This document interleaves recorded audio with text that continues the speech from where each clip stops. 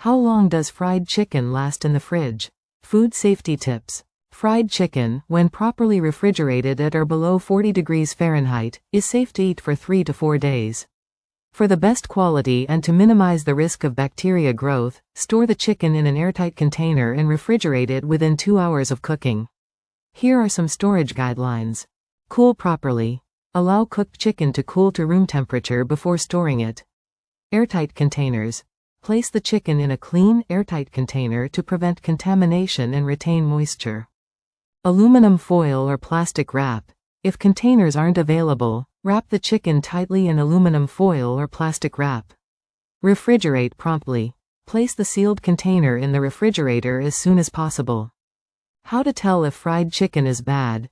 Even within the recommended storage time, always use your senses to check for signs of spoilage before eating. Smell. A foul or off odor indicates the chicken is bad. Texture. A slimy, sticky, or unusually soft texture suggests spoilage. Appearance. Look for any discoloration or residue on the chicken. If you notice any of these signs, it's best to discard the chicken to avoid foodborne illness.